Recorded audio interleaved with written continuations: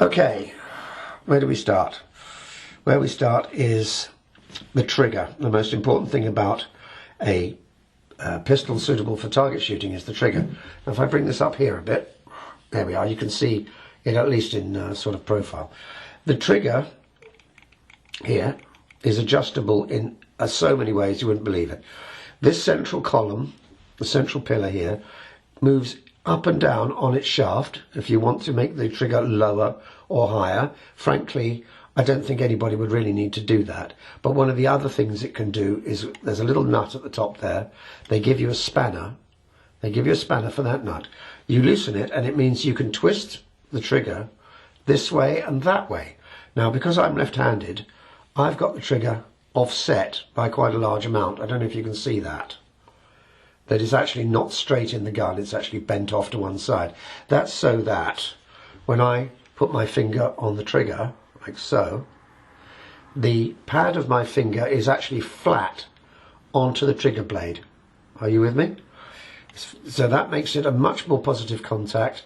It means that I can actually release the trigger with the minimum of shake or movement because I'm in firm, straight contact with the trigger. The other thing you can adjust very easily, there's a little Allen bolt in the bottom of this pillar, and that allows you to move the trigger in and out on this shaft. So you've got movement that way, and you can also twist it up and down and left to right. Now what I've done here, I've got a slight amount of twist on it as well. So I've adjusted that so it meets my finger perfectly. And believe me, you can pull the trigger on this gun and you're not even aware of the fact that you're touching the trigger. It's so comfortable. You almost do it by instinct rather than saying, I'm going to pull the trigger. But more of that later. So that's how you set the trigger up to suit yourself.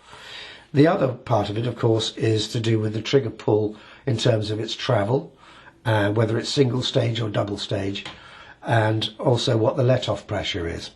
Well, that's all fully adjustable with all the various screws.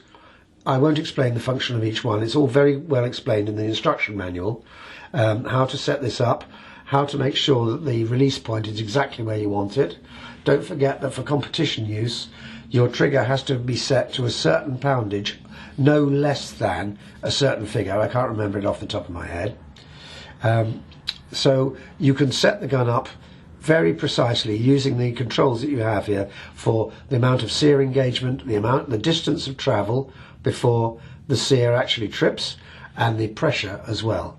I've got this set up slightly firmer than the way it was set from the factory because I want to get used to it at that pressure and then gradually bring it back until it's just about the minimum that's permitted. That's just part of my own training, but there we are.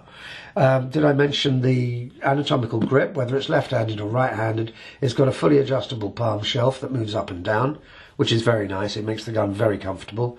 The patterning on this very nicely grained piece of timber, actually.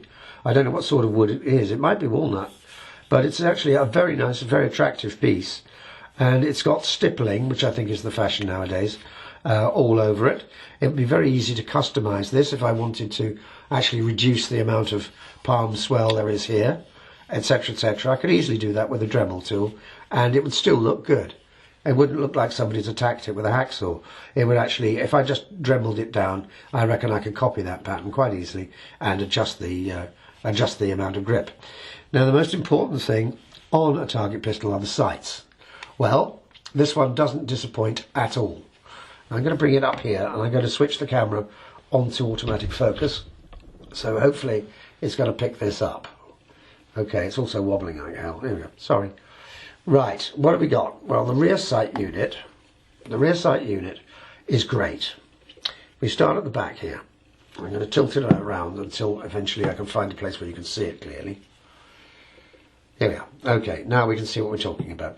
You can see then that what they've done is the back plate of the sight is in fact, it's got two notches in it of different sizes. You can just undo the screws, turn it round, and then you've got a different size notch. This is the way it came from the factory with the wider notch of the two. That's great. It marries up with, at the other end of the gun, here we are, the other end of the gun, you have a metal post, obviously, that's the foresight. But this is the clever thing. I'm going to bring it right up here and see if we can get it in focus. Okay, right. Now the foresight is a triangular post. You can see the shape of it there, can you? It's a triangle. And it's set in a circular pillar, which is part of this barrel shroud.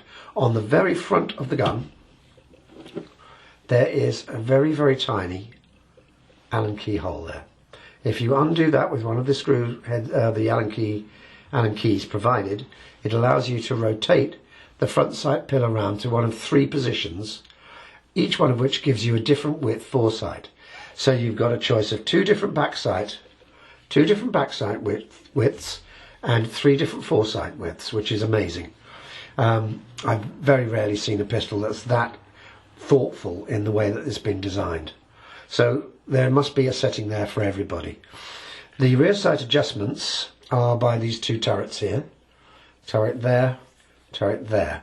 This one is for the windage. It's marked R and L for left to right, which is obvious. The other one is the elevation, which is marked up and down, UD.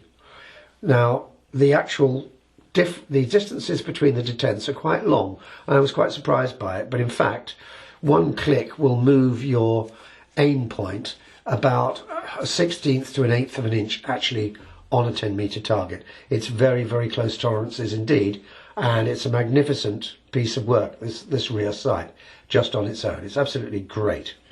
It's got absolutely no backlash in it at all. It's as solid as a rock. So once you've made your settings, they're going to stay the way you want. Now, when it comes down to practicing with this gun, you don't keep having to fire it. You don't even have to use any CO2. Like any decent target gun, it allows for dry firing.